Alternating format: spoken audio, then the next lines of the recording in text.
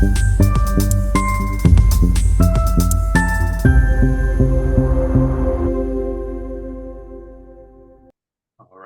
you. Look, good morning, everyone. And or I guess for those from New South Wales, it's not morning anymore for I forget the daylight savings kicked in. So welcome to everyone. Thank you so much for. We've had a fairly good, stable crew of regulars that have kept this conversation going, and it's actually was this place I mentioned a few weeks ago. I was worried about whether I was going to be able to keep this going, but I think. By being honest about how I was feeling and clear about the concerns I have about my birth country, it's actually I found it to be a bit almost a bit therapeutic these sessions to talk about. Not that they're for me in any way, but just sort of something that I've been pleased that I've been able to keep them going, because I was legitimately concerned that I would be able to, given just how frankly what a dire knife's edge American politics is right now. Can I just say I think back to the I don't know the pre-darkness days of Barack Obama versus Mitt Romney. Like it's like the stakes seem so low by comparison, don't they? You're like, Mitt Romney's not a really terrifying guy. He's the very fairly well-educated, well-to-do, very genial, fairly nice Mormon gentleman. Hardly would have been a terrifying president, and it wasn't that long ago that's the kind of politics we were looking at. So it's almost they say it could be a bit of a curse to live during a time when a lot of history is made, and it feels like that's certainly the last decade, certainly in American politics. I just wanted to, as become kind of the custom, I'll open up with 10 minutes of just observations I had or things that are on my mind, and then we'll just open up the questions after that. State of the race, it looks like the polls have shifted very, very slightly back in the direction of Donald Trump, and right now most of the prediction models have him as a slight favorite, and that's a shift from Kamala Harris being a slight favorite.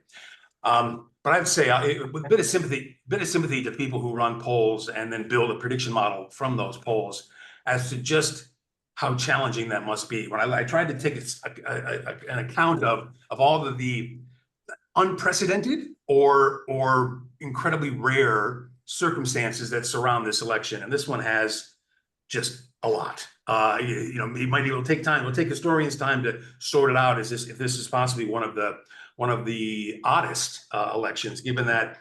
So we had a switch out of our major candidates in one of the major parties, and the sitting vice president, after winning their primary, after running through a primary process, winning it. Largely uncontested, and then withdrawing after a terrible debate performance that's never happened before. The closest thing we'd come to would be Hubert Humphrey running in '68 after Johnson chose not to run, but even he did that much earlier in the year, and the primary process wasn't as formalized as it is now. So even that doesn't really. That was the president choosing not to run. Kind of before things got serious. I think he withdrew in I want to say February or March of the election year. So there was still quite a bit of time. And Hubert Humphrey himself was he was vice president at the time, but he'd also been a leading, well-known senator from Minnesota for a number of years. So he was a well-known figure. So that's one. A swap out of candidates in, was it end of June? What has it been, 3 months? It's hard to believe, right? That feels like about 2 years ago already. We have the first woman of color ever on a national ticket, and in a sense with a split. First South Asian woman, first African American woman, with her split racial background. This is the first time we've had a former president running since 1892. Right, that's 1892. So that's basically pre anything we can think of modern, pre-radio. Pre-television, that would have been Grover Cleveland ran. He was sitting vice president once, and he came back to run. So having a vice president, having a former president run only happened once before, and basically in the time we would consider modern. Before the time we would consider modern. This would be another one. This is kind of the first time that we've had a presidential election after some major rights were taken away from America in I guess really since probably 1920 or 1924, depending on how you count it, really since Prohibition, when America lost its mind in 1920 and made the making and selling and consuming alcohol illegal, leading off to a decade of crime and all sorts of rampant problems, then eventually undoing it. But I'm comparing that to Roe versus Wade, that we've actually we've had established rights that have been around for half a century. So basically, nobody could even really remember what it was like. You have to be really, really quite early to even have an adult recall of what it was like before that. So we have that. So imagine those four nearly unprecedented or incredibly rare events, and then trying to build your polls and your election models off of that. Because remember, we don't see the raw data. When it says, 49, 47. That's not the raw data. That's adjusted to, well, we got this many responses from women of this age, and we got this many responses from African-American men, and we got this many responses. So all these demographic groups, they have to slice and dice this thing dozens of ways to what they think what the voting public will look like, not just merely what the American public will look like, which is, the people, all 40 million it is. But the people who actually will go to the polls. As you know, America doesn't have, as I think America doesn't have compulsory voting. It's an incredibly rare thing. And therefore, even just saying, well, who's going to show up is really, really difficult to do. So I don't put a lot of stake in the models and the polls, and that I just figured it's a toss up. Nobody has any idea what's going to happen. And I suspect as we head down, look, one interesting poll is people track who's made up their mind in the last month, and Kamala Harris is winning those by about 20 points, and that's a good sign for her, and it's expected given that usually the late deciders break against the more well-known figure, and in this case, Donald Trump is the more well-known figure. I mean, he's been a national figure. Soaking up enormous amount of our political energy for nearly a decade now. And if you haven't bought into the Trump story, he's not doing a lot to get you to buy into it now. He's not really changed anything. In fact, I would say it's probably all the things that might have kept you from getting on Team Trump, he's only done more of, and done them even more offensively. So I don't see him reaching out, winning new converts. I see him trying to just, yes, this is what it's about. This is what I'm selling, and man, you get on board. And whereas I see the Harris and Walz campaign working very hard to attract Republicans to vote for them, to get people, to actually win back votes from the other side, and trying to appeal to probably, I imagine, like Cold War hawks from sort of guys my age and older who would have been very much against the Soviet Union and the Cold War, and used Trump's what would you call it, sycophancy toward Putin and his refusal to support Ukraine against them, as well as appealing to Republican women on the issue about abortion and reproductive rights. So she's working very hard at trying to get votes from the other column into her. And given that, I would even say, just from the campaigns themselves, I would still put my money very cautiously on Harris Walz. But let's see, and then there's that. So then just things that we've been talking about the last couple of weeks, which has gotten me so despondent, which is the increasingly fascistic rhetoric from Trump, which he is not really hiding anymore. They're not dog whistles. He's not being euphemistic. He's threatening political opponents, uncooperative media, former staff, former high-level military officials who served under him. He is threatening them with retribution simply because they disagree with him or say not to vote for him. And talking about rounding up tens of millions of people, deputizing hundreds of thousands of state and local law enforcement authorities, creating a national police force, which we've never done before. Look, I have no idea if he can do any of these things, but this is what he's saying, and I'm just shocked by it, and I'm shocked that it hasn't negatively impacted on his polls. But look, I'm just shocked at what I see back when I look at my country, and even should Harris and Walz squeak out a narrow win, there's going to be 75 million Americans walking around that we know voted for a fascist, and we're going to have to pretend like that didn't happen or something. I don't know. I mean, it's just it's a remarkable thing. And there has now been a second warning from a high-level official that worked with him. So a couple weeks ago, we had the person that Trump had appointed as the chairman of the Joint Chiefs. That's the role where it's kind of an overlay role over all the defense forces, Air Force, Marines, Army, and Navy. It's a very political role that comes from the forces. You pick someone up in it. Trump appointed that person. He said Trump is fascist to the core. He is not minced words. His name is Mark Milley. And now Trump's former chief of staff, a former general from the Marine Corps, John Kelly, has now also used the F word and said he is a fascist. And so we're getting increasing rhetoric. I imagine people from a national security background in particular are the most threatened by a second Trump presidency, because that is the area whereas the president's commander-in-chief has a great deal of authority and actually has legitimate power. And they would be very concerned about him upsetting American alliances that have been in place for decades and siding with countries that are authoritarian. He clearly has an affinity for authoritarians, and I imagine the national security people would be absolutely terrified at a second Trump presidency. So, not to mention giving this guy access to all of the nation's greatest secrets. Okay, that was good. That's one time I think I actually kept it about 10 minutes. So that's kind of my opening spiel. I don't actually have no particular insight into today. I'm as reliant on the polls and the models as anyone else is. That's why I think anyone who says they know what's going to happen don't trust them. It's certainty that you should not be trusting. To me, it is under tremendous doubt. And yeah, it's concerning for me, but glad I live in Australia. So I'll open it up for questions now. Okay, if Trump got in, what's the worst that could happen, and how will that affect Australia? And use your imagination.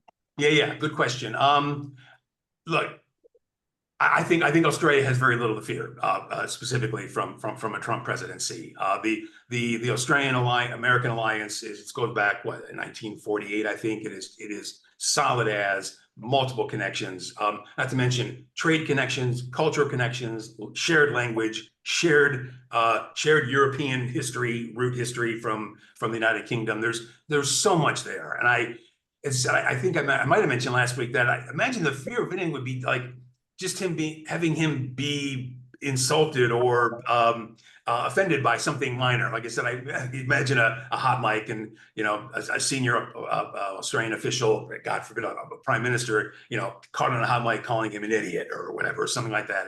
Because they think these things, and when there's no one around, that other leaders are talking about things like this. So it would be more that, and then he would then try to behave impulsively or do something. But even then, look, I just believe the alliance is simply too deep and goes on too long. And the fact that, frankly, I suspect Donald Trump his only perception of Australia would probably be built around Crocodile Dundee, and he would probably think we're a white English-speaking country, and he'd be like, "Oh, I'm okay with them; they're not a problem." So I hate to say that probably suits us, that he has kind of a dated vision of us, and I wouldn't suspect I wouldn't suspect that we have anything specifically to fear. Okay. Does anyone else have any thoughts on that? I'm no expert on the alliance. James, I've just got a thought on what would Australia benefit from, Trump or the lady as president? Yeah, good question. Look, I think that Australia would benefit simply from if Harris won, that the international trading system would remain more stable and be less impacted. That Harris and Walz would respect the international, all the international structures that we have, the bilateral agreements, the WTO, and so forth. Oh, I'm sorry. Oh, that's it's a bit of background. And whereas Trump's his primary economic policy is a threatened, starting with 20% tariff on everything that's imported, and he's doing that from a punitive standpoint, not from it isn't actually beneficial to America in any way. But he figures, I'm going to put this big tariff. Then he threatens, maybe they'll make it 100, maybe they'll make it 200. And I'm really kind of surprised that people haven't picked up on. To me, what this is a plan for Trump's. For the greatest grift of his life, in that, like in all the movies, like in a heist movie, there's always a bank robber says, "Oh, I'm going to do one more heist, and I'm going to retire, and it's going to be my time."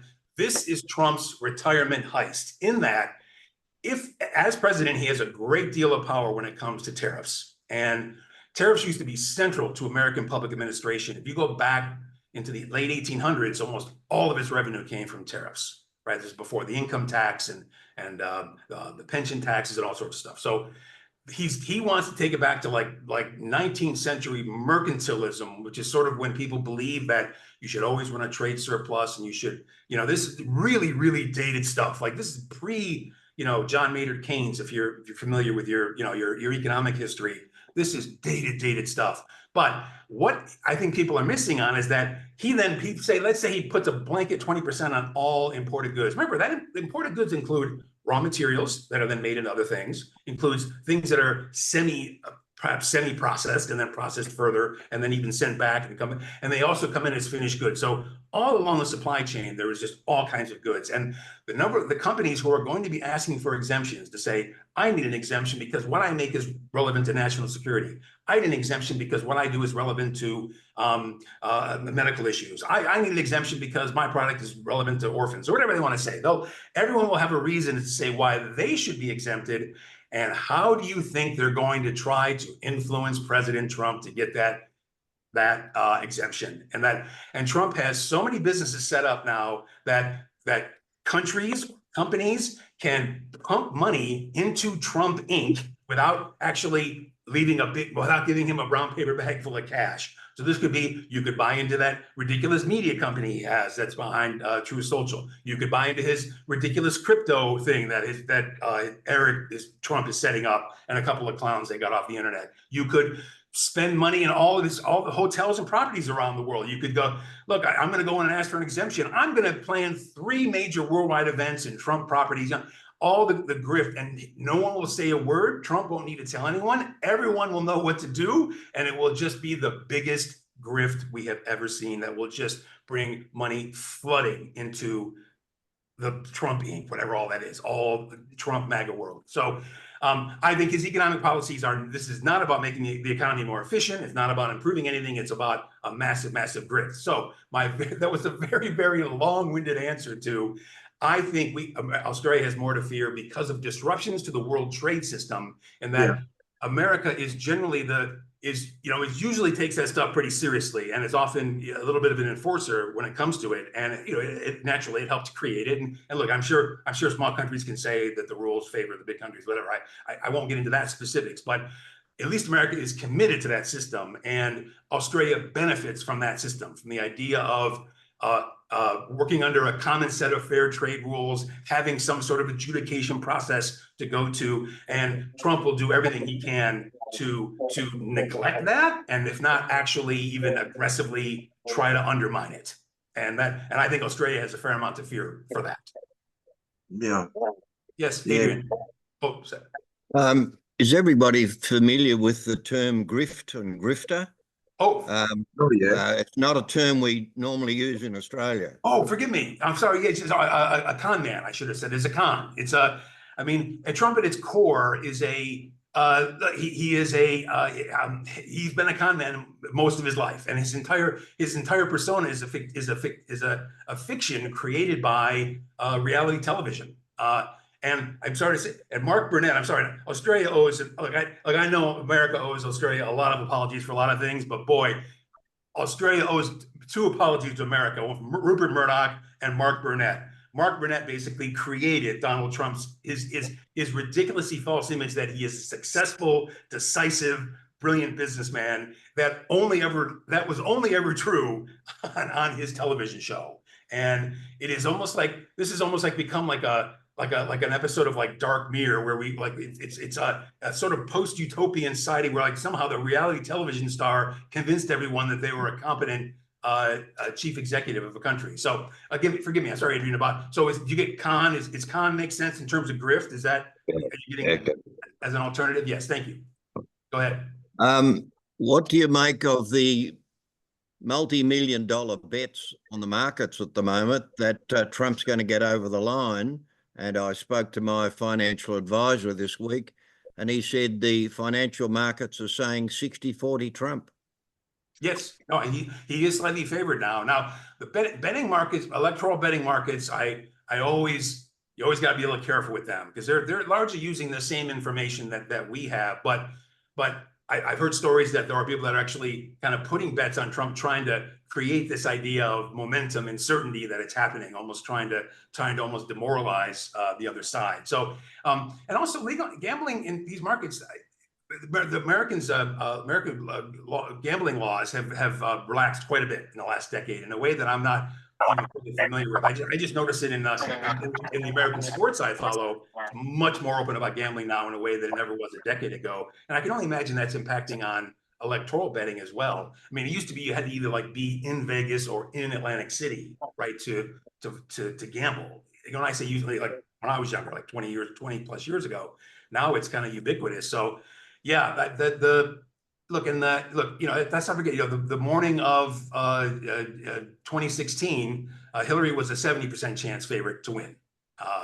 And so like I said, I have sympathy for trying to take a continent-sized country of nearly 350 million people of mixed religions, ethnicities, languages they speak, histories, and so forth, and then trying to model it and say, oh, I'm going to question 1,100 people, and somehow I'm going to build a perfect model that matches that 350 million people. Wow, that's a lot to ask. And so, look, I figure it's a coin toss. I figure all the energy is going into the 7 states that are toss-ups, and I suspect that whichever team I think multiple decisions they make that lead to their strategy and their tactics.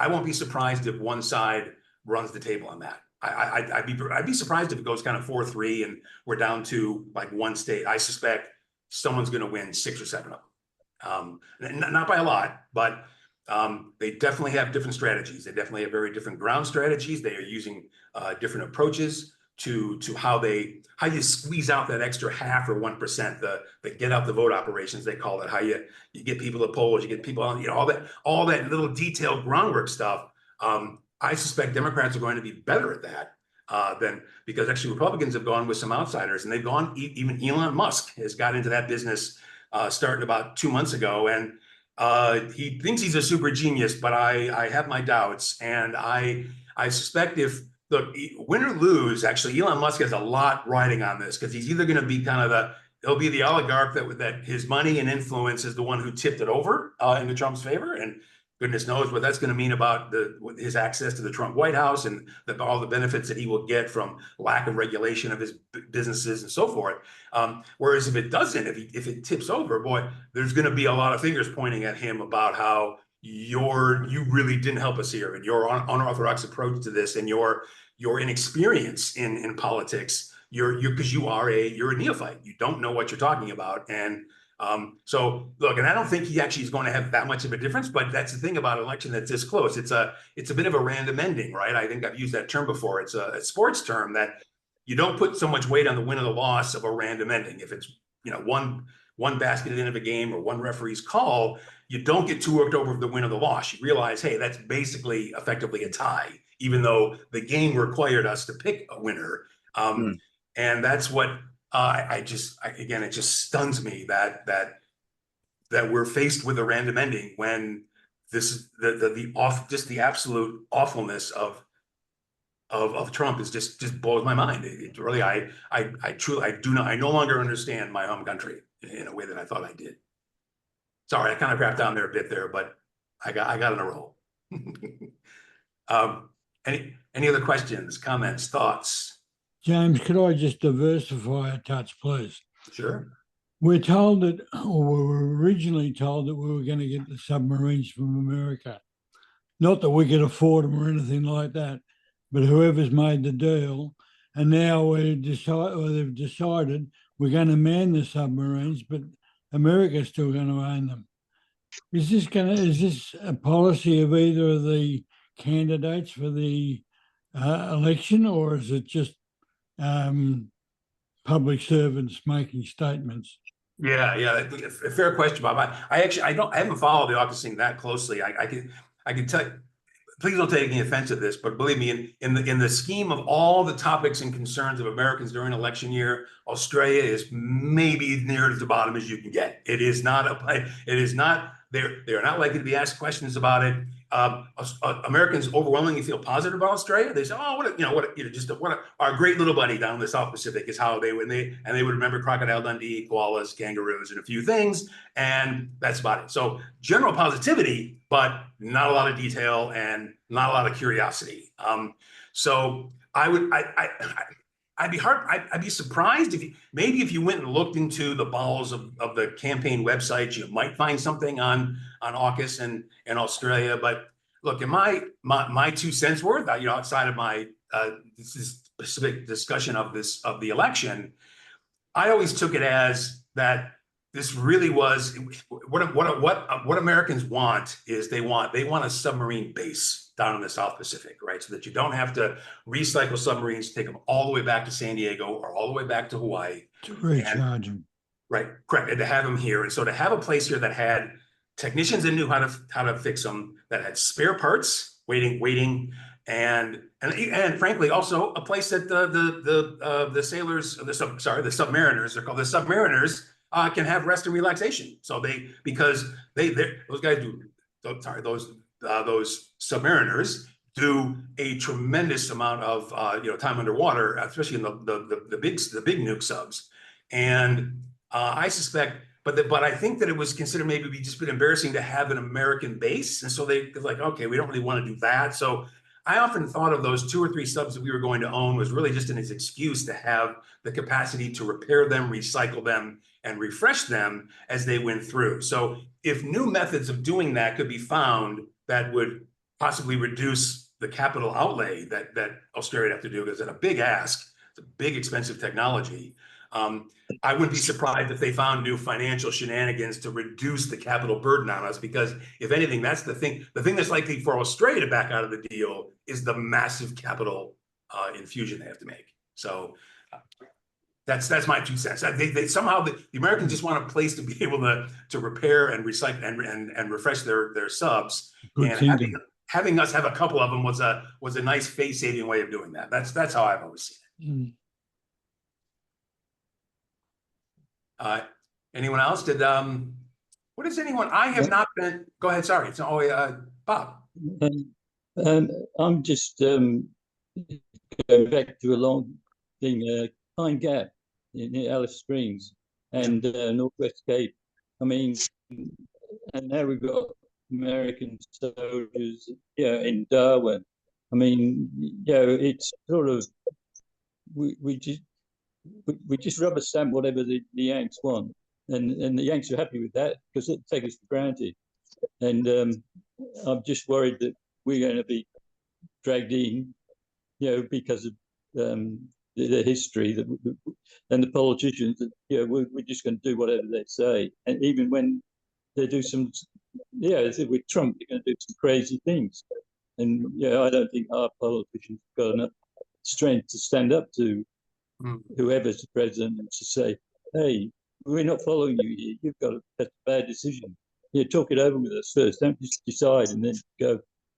This deputy sheriff business. I mean, it just scares me for the future.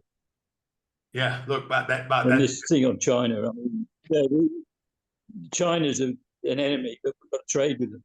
I mean, I know you got to be two-faced, but just come out with it. I mean, anyway, it's just a worry. That's all. Yeah, look, Bob, fair enough, and that seems to be a discussion. I've been here. In fact, what is today? The 24th. I think today is the 30th anniversary of my arrival in Australia as an immigrant. I think. Yes. So, thank you. And in the 30 years that I've been here, I have seen people at the senior levels having those sort of discussions, like the importance of the American alliance and what we're going to be doing about that. And and I know people have lots of reservations about it. And I even after when Trump was elected after the first time, I happen to know someone who works at one of the deep thinking defense think tanks, and they produced a paper that was, what was it? The Australia in the 21st was a post. They just wanted a discussion of a post-America Australia. What would happen if America had an internal collapse, to a civil war, and was able to no longer be so active in our region, that's actually stuff people have thought about. And I, again, they're paid to speculate, look out long term and all that. No one's saying that's going to happen, but they've had to have research and analysis on that sort of thing. And of course I know former Prime Minister Paul Keating has very strong feelings on this. It's way beyond my pay grade to talk about that. I get that, from a pure defense standpoint, I would say Australia's geography does 90% of the job of defending us, and the crocodiles and the mosquitoes probably do the last 10% in the north. I can't. I mean, it would be just just take a look at a map and go, what would it take to actually invade and conquer Australia? It really would be quite the task, and you can see how too. Strategically, if there was one military technology that we would want to be a leader in, it would be submarine technology. After all, we are a massive island. And if we could just keep someone from keeping their shipping and keeping the supplies coming in, we could stop anyone from messing with us. So again, I see the big things there. I see the big strategic things, but the particulars of this and of the AUKUS thing, I can see, wow, that is a massive capital outlay and an investment in a technology that we have not had before. And also, look, there is the moral compromises that have to be made as being, a junior member of a much bigger alliance. I mean, you could make an analogy that Australia is an outlying province of Rome at its peak, and Rome occasionally requests us to send a legion or two for some of its overseas adventures. They ask that when their legions come here, we welcome them. We provide them with hospitality and drinking and our brothels and what have you. And every now and then we have to do something embarrassing at the council, the equivalent of the UN. You could make that analogy that's kind of the choice that we're faced with, and that we will have to make some moral compromises, whoever we happen to align ourselves with. And yeah. I guess I look at the world stage and I go, I think America's better than most, I guess is what I'd say. So again, getting a little off topic and out of my specialty of area, my area of expertise, but I do have thoughts on it, so I thought I'd share. I thought you were describing our relationship with the UK for a while there. Well, it would have been, before the World War II, it would have been, yes. That was the transition, wasn't it? Yeah, that was, yeah. And the UK was too far away. I mean, look how little help we got from the UK in the Second World War. I mean, they lost all their holdings in this area, and yeah, Singapore went down. Yeah, but Curtin actually turned it around by relying on America. Yeah. Yes. The King still loves us, though. The King and Queen still love us. Yeah, the King. Yeah, are they still in the country? No, have they gone on to Samoa now? Are they? What did I didn't see? I think the shovel. I think the best joke I saw on social media was, no one's a native Cambrian here, are they? It's after spending 2 days in Canberra, King Charles fully supports the Republican movement. All right, yeah. We're getting a little off topic now, but look, this is the time. Oh, sorry, Adrian. Yes, you got a question. In the last couple of days, of course, the big announcement of the multi-billion-dollar purchase of missiles, which I think are going to be warship-based. Is that correct? Oh, I didn't see that, Adrian. No, I didn't see it. What was the announcement? I didn't see it. It was ships, but I don't know what former ships. Yeah, it's Navy-based. Yeah, it's Navy-based. Okay, so this brings us around to the point that I've always felt that if push came to shove, America's not going to come to our aid. We're a small country. We're way down south. They've got internal issues, and they're going to go, you're on your own. Mm-hmm. Yeah, we supply a lot of meat, beef there at the moment. Yeah, they're our main beef farm. No. Are you suggesting the McDonald's chain would lean on Trump to say you've got to support Australia? Well, we're running out of beef. I've seen him working there, McDonald's. Well, that was, as we know, that was just a photo opportunity. Was that a closed McDonald's? Yes, they closed it. It was a complete fabrication in every conceivable way. Yes. But one thing I do remember about when I think when the Biden administration first came in was of course, we actually, I remember China punished us significantly in trade over our stance on COVID and some other things too. And something to do with ScoMo. Yes, right. We called for an investigation and so forth. They decided they're going to make an example of us. And our America's Secretary of State, Secretary Blinken, so he goes and meets a high level meeting, peer to peer, like foreign minister level into China, and they talk about, and the China says, this is what we want from the American alliance, this is what we're looking for a relation, blah blah blah. And he just stopped before, while the cameras were still there. This is when they were still in the flight. He says, I just want you to know there will be no improving in our relations until you stop picking on our little mate Australia. You have made an example. You've made an unfair example of them, and America put serious muscle on them to stop the trade. What would you call it? Retribution, I guess, that they did against us. So America occasionally put in a little bit of effort on our behalf. Now, as far as when the bullets start flying and all that sort of thing, look, I said, I think our geography will be doing most of our defense when it really comes right down to it. And America getting involved in its way. China's not going to be looking this way when there's stuff going on in the Taiwan Strait or things up, far north of us. This is the last place they're going to want to. If anything, they'd be more concerned about the submarines that are down here as exposing their flank. That would be their concern, I would suspect, from a strategic standpoint. And now we're getting way beyond my pay grade, so I better stop that from that. I'm sorry. Can I say an odd thing? I don't know how many Queenslanders we have here, but it just occurred to me now that since we have the Queensland election is now fixed, and it's 4 years, and it's the last Saturday in October. I don't think I am never going to have much time to pay any attention to a Queensland state election, because they are always going to be a week before an American presidential election. Yeah. So I wonder if when they picked the date, did someone mention, they're like, we're not going to get a lot of press coverage on this thing, which I know press coverage isn't the point of an election, but boy, placing it was pretty an unusual choice, placing your permanent election date a week before the American presidential election. You linked with the Melbourne Cup. That's the big thing here, the Melbourne Cup. Right. So you had your elections first, and it's not always the first Tuesday, but it's curious this year that right. people are going to be watching the Melbourne Cup going, oh, who's winning the American election? Oh, yeah. Oh, that's right. Yes. Let's drink and be merry. Actually, I think it's been low-key Queensland election, considering, but and it could be a lot more colourful because, with LNP leader coming from a mafia stronghold. Ingham is known to be a mafia stronghold for years, and they haven't stopped. It's just an extension. All right. If you're from North Queensland, you know it. All right.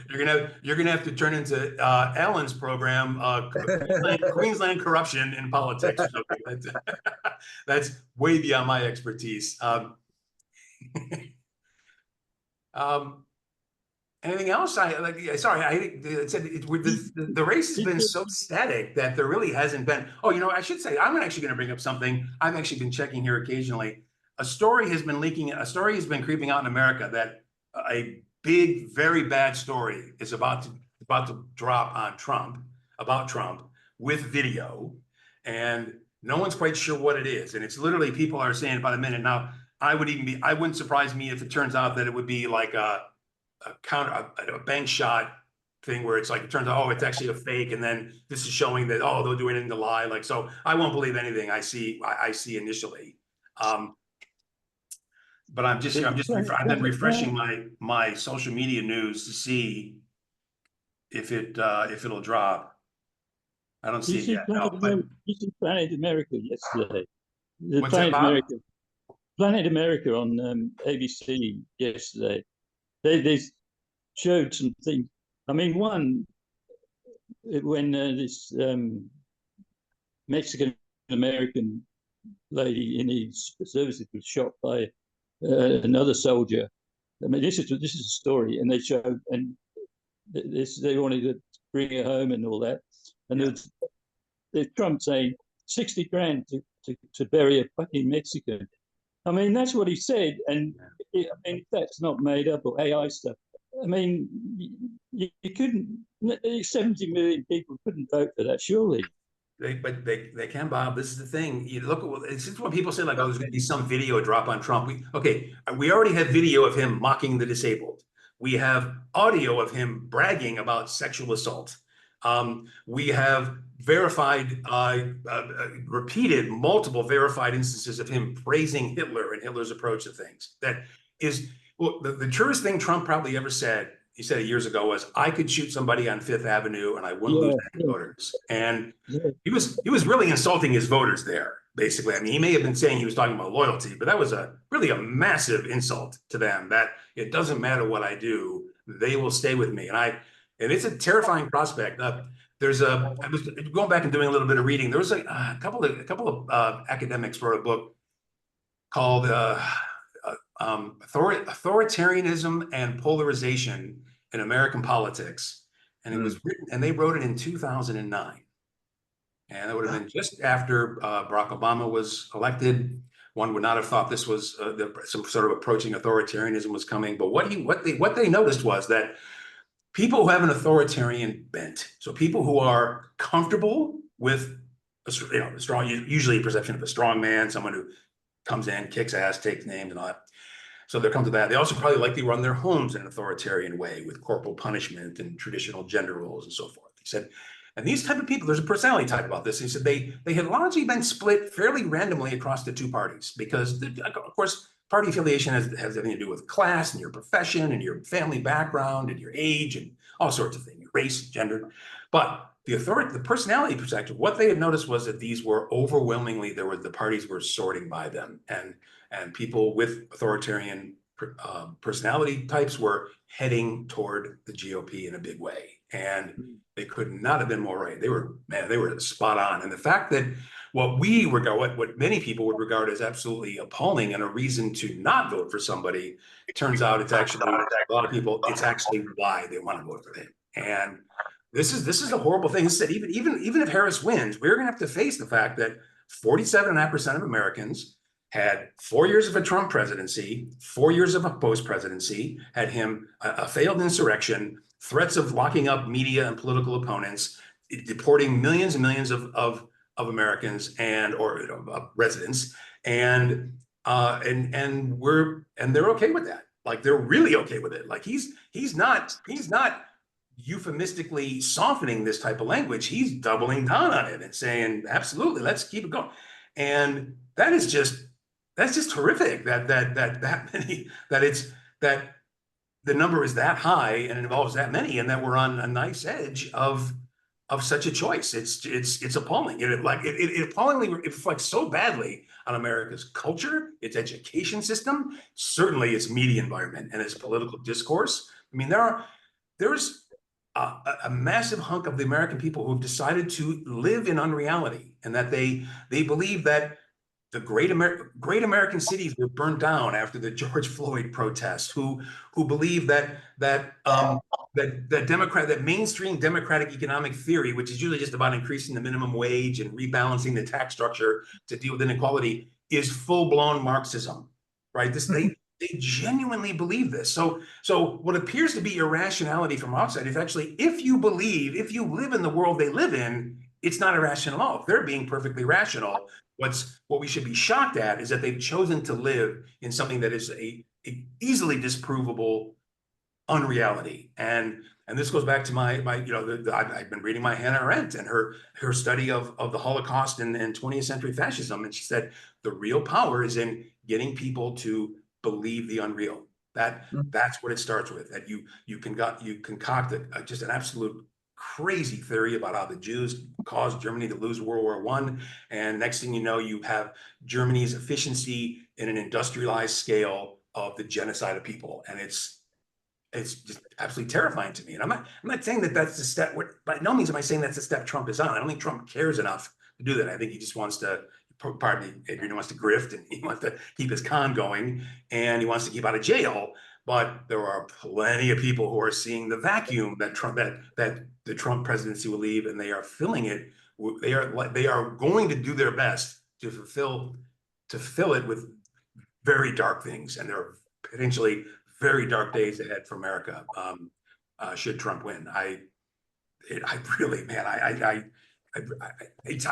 find it hard to put into words. This is the 2 months between the election and the January when they take the presidency. Yes. That whoever wins, that's going to be very scary. And there might be a few more people out with guns as well on either side. Look, it's very likely, Bob. I agree that and I guess I'm hoping that the authorities are much better prepared than they were last time. Also, should Trump win, I don't believe that there'll be violence on the other side. It's really if Harris wins, and the fact that, look, Trump wasn't able to overturn the 2020 elections while he was president, right? While he had control over all the federal agencies and the military, and he still couldn't do it then. So him being on the outside, and I have no doubt that they'll want to create the chaos, his ability to create sufficient chaos to do it, I don't think is actually going to happen. Even if you look at 2020, there was a lot of fears about, there'll be violence at polling stations and this and that, and there really wasn't. It was actually fairly contained. It was really only the awful violence on January 6th that they were just completely unprepared for, and that won't happen again. So I'm actually not. Oh, and sorry, even further. Look, if this flushes out a bunch of much more insurrection-minded people who have violence on their minds, like January 6th did, I'll be sorry about the destruction that they create, but I'll actually be happy that we can start filling up our federal prisons with these people, because that's where they belong. So I will not mind at all if we flush out, as long as Biden and Harris stay in charge of the Department of Justice and the federal government. All of these people, the people who do want to cause problems, well, we can start rounding them up. And frankly, I would make an announcement if I were Biden now. I would say, any non-violent drug offender, you are free to leave the federal prison. We need to make room for the jackasses that we're going to fill it with after the election. But of course, nobody speaks that frankly. Sorry, Adrian. Yes, go ahead. Well done. Just to change the mood a little bit, we know that Trump doesn't like ducks and cats. Now he's gone after pigs. You realise? Yeah. Oh, what was it? Yeah. What was well, that? apparently at a Republican rally in the last few days, he's told all the women to get their fat pig husbands off the couch and go and vote. That's right. Yes. Ever the charmer, isn't he? I did see that. No one's been asked a comment about it, just because it's just so ridiculous. Did you see his comments about Arnold Palmer, the famous golfer? Oh, I'm not seeing a lot of recognition there. So Arnold Palmer was a famous golfer from where would he been? Yeah. The 50s and the 70s, maybe, I guess. He won 7 majors, and he'd have been on the time of Jack Nicklaus and that sort of thing. I'm not really a golf fan, I only know it. Anyway, he was in Arnold Palmer's hometown, where he grew up, a little town in Pennsylvania, and it's always appropriate maybe to speak about him, but he goes on a 10-minute story telling stories about how he golfed with them and he was a great mate and all this and so forth. Then I don't know why he just had to tell the story that he apparently had a very ample manhood that was intimidating the other golfers in the shower. And you just think, you're at a political rally, there are children here. I don't know, is it just increased disinhibition, perhaps, which could happen with aging? I don't know, but again, that sort of just shocking thing that how does he keep getting away with this sort of thing, Bob? As your question is, and it's because people, a huge hunk of Americans, have decided to believe a completely fictitious version of the other half of America. And this is a one-way street. This is not a two-way street. Blue Americans do not have ridiculous belief about red Americans. They don't believe that they're all shagging their farm animals or other horrible things. There's no stories about that. It's all the ridiculous stories are one way, and they're all about Blue America. Blue America are Marxists and they're pedophiles and they want to transition every kid and they want to destroy America and all the cities were burned down and not rebuilt and all just these unbelievably ridiculous things that are repeated by political elites and media grifters. Again, forgive me, I didn't realize I forgot. I've been using that word a lot. I didn't realize it's not a common Australian term, but boy, it's been used an awful lot around Trump, as you can imagine. So there's just people who live in this unreality that, how do you change that? I honestly, I don't know the answer. Like, how do you, if you're willing to believe that Democrats who live in cities are, I don't know, they're all, cross-dressing pedophiles, like, how do you convince someone that that's not true? Like, there's no halfway to meet them. Like, oh no, only half that. Like, it's just a complete fiction. But they're just absolutely convinced they believe it. And there is a massive private sector, profitable media sector that reinforces that, reminds them of that, and tells them again, and even can create the illusion. The fact that you can watch a cable news channel like Fox News or some of its even worse competitors, that you can go on news sites and you can give the illusion that you are a well-informed citizen of your you're doing your civic duty of informing yourself as a citizen. And I do take my role in self-government seriously. I take my vote seriously. But you're choosing to consume information that is completely false. And I have to believe that there's some complicity in that, and that the real stuff is available just one click over. It's right there. It's not like it's hidden. There's some choice going on. There's people choosing not to see parts of America that they don't want to see. They don't want to learn our actual real history about slavery and segregation and racism and sexism and all that. So they don't want to learn it. And so the best way I can do is I just want to put my fingers in my ear and go la la la la. And I want you to ban the books that tell me all this uncomfortable stuff that I don't like. And I want to live I feel more comfortable in my unreality than I do in confronting the actual reality. And I mean, you could almost perceive it as, a psychologist could even do this as sort of like a mass psychosis, that people have decided that they're more comfortable with the unreality than they are facing the reality.